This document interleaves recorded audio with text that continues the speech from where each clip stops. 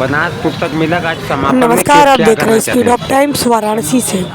वाराणसी में लगे 30 सालों से मोती लाल मानव उत्थान पुस्तक मेला का आज समापन हुआ। वाराणसी से हमारे संवाददाता ओम प्रकाश पटेल की मेला आयोजकों जी, से खास बातचीत। के बाद थोड़ी सी चर्चा पुस्तकों की होगी, फिर ये समापन हो जाएगा। काफ़ी पुस्तक यहाँ पे लगा हुआ है, यहाँ पे जी। किताबें भी लगी हुई हैं कम। जी। इसमें कुछ खास क्या है इसमें कुछ? देखिए, खास किताबें ये है ना कि कुछ महापुरुषों की जो जीवन प्रसंग हैं, उनके संघर्ष हैं, वो चीज़ किताबों के रूप में जो है वो नई पीढ़ी को हम देना चाहते हैं। तो नई पीढ़ी जब तक इस चीज़ को समझेगी नहीं, अपने पूर्वजों के लिखे हुए कामों को नहीं समझेगी, तब तक वो आगे नहीं बढ़ सकती, ऐसा मेरा मानना है। जैसा कि एक मैंने किताब देखा, अभी बेटियाँ बड़ी हो रही हैं, जी सर। उसमें क्या मतलब क्या मकसद है इसका? देखिए, बेटियां बड़ी हो रही हैं, ये वो एक सामाजिक रूप से वो ये बताने की कोशिश कर रहे हैं कि उनके बारे में, बेटियों के बारे में, उनकी समस्याओं के बारे में भी समझिए आप।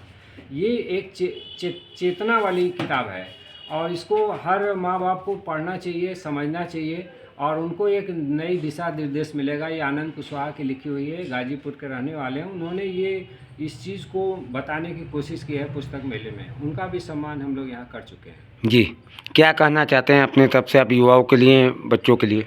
देखिए, इस पुस्तक मेला में आज का जो थीम है वो श्रद्धांजलि सभा के रूप में हमारे पिताजी कहते थे कि लोटा डोरी जल अपने बूते बल। इसमें इतना बड़ा संदेश छिपा हुआ है कि आप अपने काम को स्वयं करिए, किसी से बहुत मांगे मत, ना सरकार से मांगे ना किसी परिवार से मांगे। अपना को इतना मजबूत बनाइए, सामाजिक रूप से, आर्थिक रूप से, राजनीतिक रूप से, ताकि वो किसी की ज़रूरत न पड़े।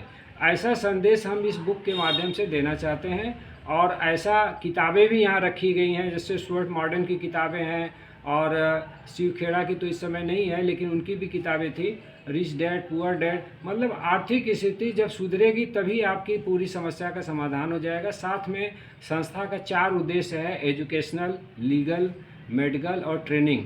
ये 4 चीज़ें यदि किसी व्यक्ति में हों तो वो व्यक्ति न भूखा रह सकता है, न बेरोजगार रह सकता है। जैसा कि आजकल देखा जाता है कि जो युवा पीढ़ियाँ जी। वो जो है कि शिक्षा की तरफ ध्यान नहीं दे रहे हैं। सही बात है। शिक्षा की तरफ ध्यान नहीं दे रही है तो उसके कई कारण हो सकते हैं। जी, उनके कुछ तो फेमिलियर कारण हो सकते हैं, पैसे का अभाव भी हो सकता है, या फिर उनकी व्यक्तिगत कोई समस्या होगी, इसलिए वो थोड़ा सा दूर। क्योंकि जब तक मैंने बताया ना, आर्थिक स्थिति सही नहीं रहेगी तो वो जो है कुछ करने के लिए पहले वो सोचेंगे कि हमें वो काम करना चाहिए, फिर उसके बाद शिक्षा की तरफ ध्यान देंगे। प्रधानमंत्री जी का नारा है सबका साथ सबका विकास, जी। लेकिन फिर भी युवा पीढ़ी जो है समझ नहीं पा रही इस बात को। देखिए, उनका नारा तो बहुत अच्छा है, जब आप देश, वो तो पूरे देश के लिए कह रहे हैं, लेकिन वही चीज़ हम अपने समाज और अपने परिवार के लिए कहते हैं कि परिवार के सभी लोगों का साथ रहेगा तो कोई भी व्यक्ति ऐसा परेशान नहीं हो सकता। आजकल सामाजिक समस्या के रूप में जो एक आ रहा है, जो मोबाइल एडिक्शन, वो भी एक कारण बनता जा रहा है कि लोग गुमसुम मोबाइल में लिप्त हैं और समाज में उठ बैठ नहीं रहे हैं। जो चीज़ पहले बुजुर्ग बैठा करते थे, दादा दादी की कहानियाँ सुनाते थे, बच्चों में दूसरा मनोरंजन होता था, वो सब का अभाव हो गया। पहले महाभारत रामायण की कहानियाँ लोग सुनाते थे, प्रसंग सुनाते थे। हमारे पिताजी तो यही हमको शिक्षा दिए थे कि किसी भी समस्या का समाधान बातचीत से निकालिए, और वो निकालते भी थे। हमारे यहाँ, हम तो चूँकि पेशे से वकील हैं, इसलिए ऐसे समस्याएं आते हैं, पति पत्नी के झगड़े भी आते हैं, जो बैठकर बातचीत से बिना कोर्ट कचहरी गए यहाँ सुलझाए जाते हैं। तो कोशिश हमारी यही रहती है कि कुछ किताबों के माध्यम से, कुछ उनके मनोविज्ञान के आधार पर उनका समाधान किया जा सके। जी, अपना परिचय बताइएगा। जी, मेरा नाम नंदिनी चक्रवाल है। मैं एक क्लिनिकल काउंसलर हूँ और BHU की स्टूडेंट रही हूँ। क्या कहना चाहती हैं? बनारस पुस्तक मेला का जो है समापन है, और क्या कहना चाहती हैं, बताइए इस पर। सर, बनारस पुस्तक मेला कोई नया नहीं है, 30 वर्षों से लग रहा है, तो ये एक बड़ी बात है, बड़ा संदेश है समाज में कि पुस्तकें अभी भी हैं। आप पुस्तकों से एक लगाव रख के तो देखिए, पुस्तकें आपके जीवन निर्माण में कितना अहम भूमिका निभाएंगी। जी, आपका कोई संस्था भी चलता है कोई? जी, हम मोतीलाल मानव उत्थान समिति के अंतर्गत है Shalini psycho social counselling centre, मैं वहीं पे क्लिनिकल साइकोलॉजिस्ट के रूप में कार्य करती हूँ। किस तरीके का कार्य होता है यहाँ पे? यहाँ पे जैसे आजकल मानसिक समस्याएं बहुत तेज़ी से फैल रही हैं। आप अक्सर सुनते होंगे कि डिप्रेशन है, एंजाइटी है, स्ट्रेस है, जी। बच्चों में मोबाइल एडिक्शन है, बच्चे कंसंट्रेट नहीं कर रहे हैं पढ़ाई में, उनका पढ़ाई में मन नहीं लग रहा है और पढ़ते हैं चीज़ें भूल जाते हैं।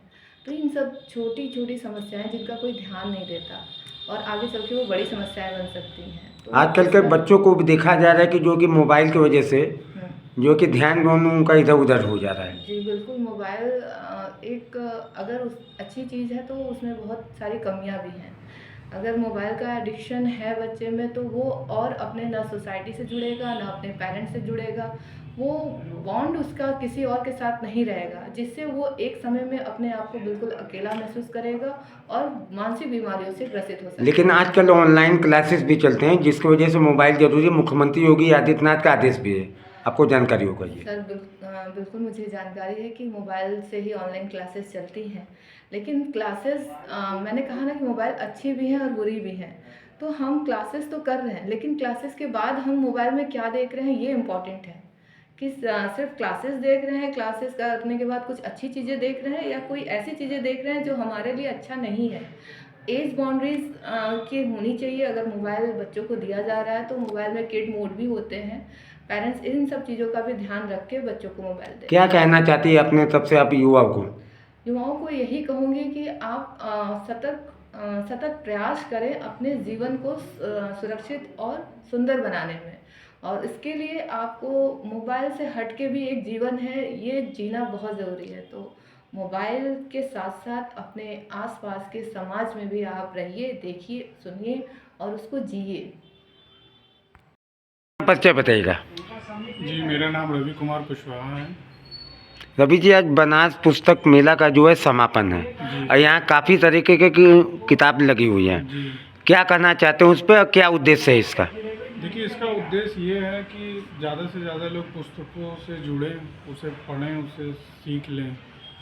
जैसे कि आजकल मोबाइल के दौर में पुस्तकों का लोग इस्तेमाल कम ही कर रहे हैं, तो मोबाइल पर डिपेंडेंसी कम हो।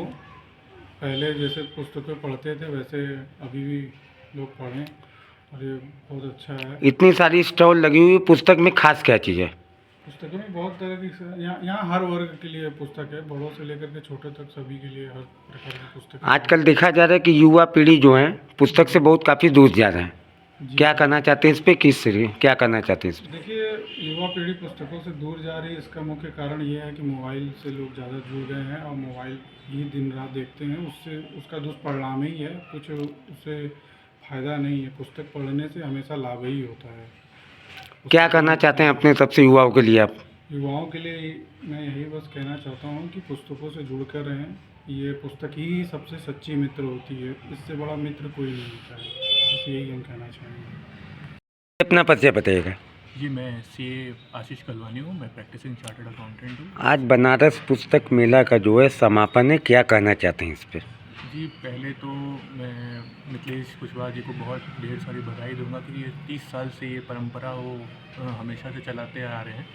और इससे क्या है कि लोगों का आजकल पुस्तकों से मतलब एक कनेक्शन टूट गया है। लोग आजकल अब देखोगे सब मोबाइल में ही जितना भी हो सके उतना मतलब